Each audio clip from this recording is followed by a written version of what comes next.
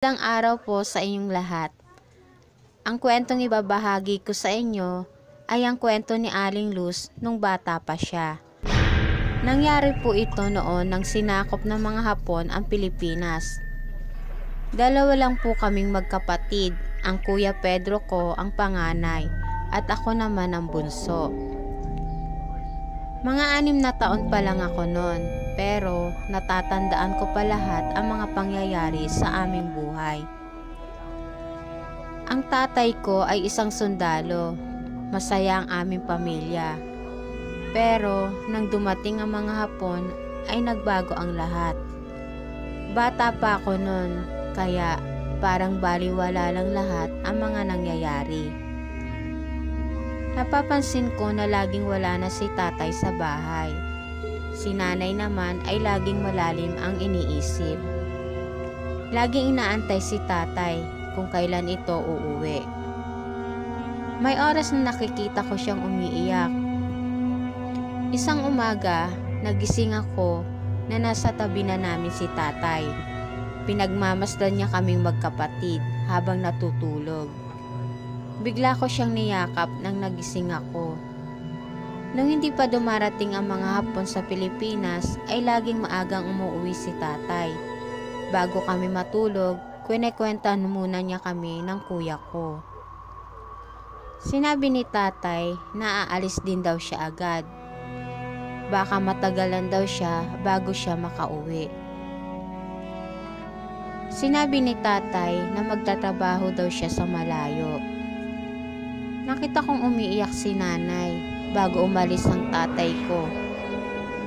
Mga ilang araw ang lumipas, narinig ko sa mga usapan ng mga kamag-anak namin na delikado na raw ang maglalabas ng bahay.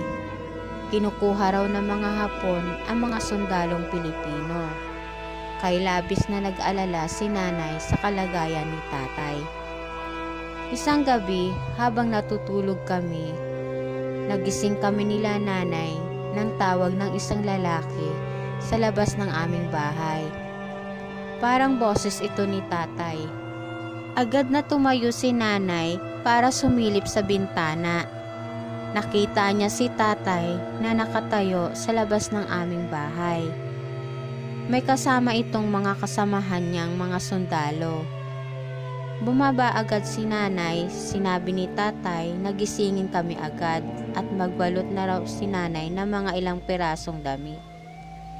Isasama niya kami sa itaas ng bundok kung saan sila nagtatago. Nung mga panahon na yon, delikado ang buhay nila tatay pag may nasalubong silang mga Hapon. Agad kaming umalis ng gabi na yon, paakyat ng bundok. Kasama rin namin ang mga pamilya ng mga sundalong kasamahan ni tatay. Pagdating namin sa bundok ay may mga kubong maliliit na nakatayo. May sariling kubo rin si tatay. Napakahirap ng buhay namin sa bundok. Kamote at mais lang ang aming kinakain. Kailangan daw naming magtiis para mabuhay, ang sabi ni tatay. Pag natalo na raw nila ang mga sundalong Hapon, ay babalik na rin daw sa normal ang aming buhay. Habang kumakain kami, naririnig ko na nag-uusap ang aking mga magulang. Aalis daw si tatay kasama ang kanyang mga kasamahan. Kailangan daw nilang bumaba ng bundok para makipaglaban sa mga Hapon. Sinabi ni nanay na wag na siyang sumama. Baka kasi kung anong mangyari sa tatay ko. Bata pa ako noon, pero parang nakaramdam ako ng sobrang lungkot. Parang ayaw kong umalis si tatay. Araw ng pag-alis nila, parang ayaw niyang sumama. Nagdahilan siya na may sakit siya, na masama ang pakiramdam niya. Ayaw niya kaming iwan sa itaas ng bundok. Nag-aalala siya na baka may masamang mangyari sa amin pag iniwan niya kami. Mahal na mahal niya kami nila nanay, pero wala siyang nagawa ng mga oras na yon kundi ang sumama. Yun kasi ang utos ng nakakataas sa kanila. Iyak nang iyak si nanay. Hinalikan kami ni tatay at niyakap niya kami ng mahigpit na mahigpit. Habang papalayo na si tatay, ay hindi ko mapigilang hindi umiyak. Pakiramdam ko kasi na mga oras na yon ay hindi na namin siya makikita. Araw-araw kami naghihintay sa pagbabalik niya. May kasamaan si tatay na umaakyat ng bundok. May dala itong mga sulat para sa pamilya na mga naiwan ng mga sundalo.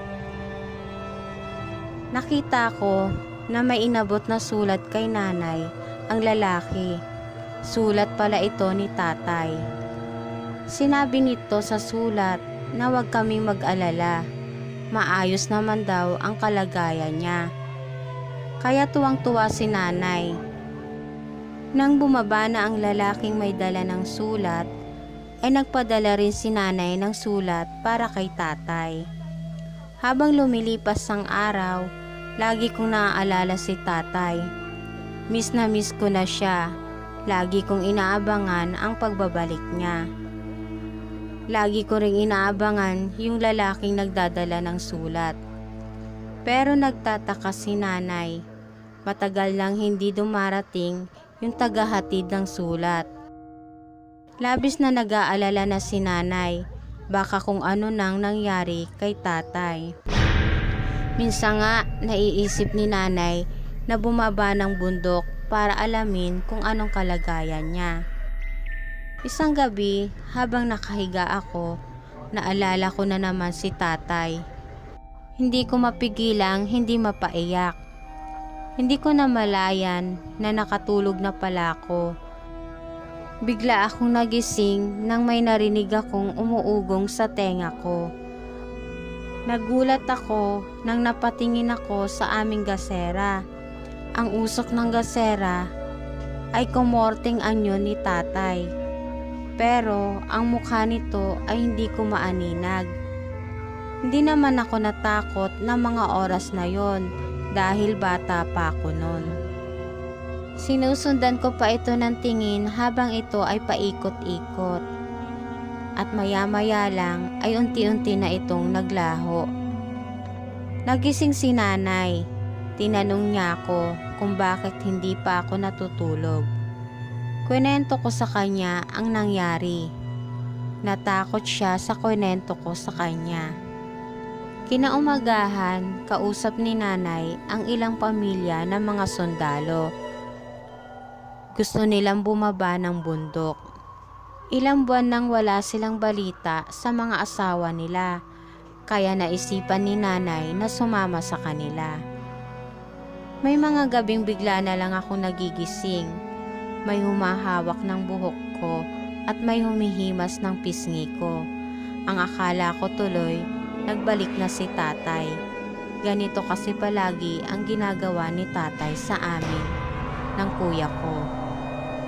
Sumama si nanay sa pagbaba sa bundok. Pinuntahan nila ang lugar kung saan nagtatago sila tatay. May nakapagsabi sa kanila na nakita ng mga Hapon kung saan sila nagtatago. Kinuha sila ng mga sundalong Hapon. Pinahirapan sila kasama ang tatay ko.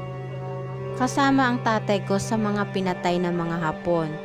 Isa siya sa mga nakasama sa death march. Isa-isa silang binayoneta ng mga Hapon at sama-sama silang inilibing sa isang hukay. Halos mawalan ng malay si nanay nang malaman niya ang nangyari. Bumalik si nanay at ang mga kasama niya sa bundok. Nang nalaman namin ni kuya na namatay na si tatay, ay umiyak kami. Labis kaming nalungkot sa sinapit ni tatay.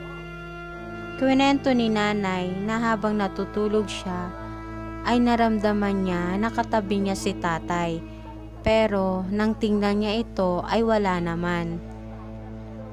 Nang natapos na ang gyera, natalo ng mga Amerikano ang mga Hapon, ay agad kaming bumaba ng bundok at bumalik sa dati naming bahay. Sa ngayon ay 82 years old na ako. Pero hanggang ngayon ay palaisipan pa rin sa akin ang mga nangyari. Kung ang tatay ko kaya ang nagpakita at nagparamdam sa akin nung bata pa ako. At dito na po nagtatapos ang aking kwento. Salamat po.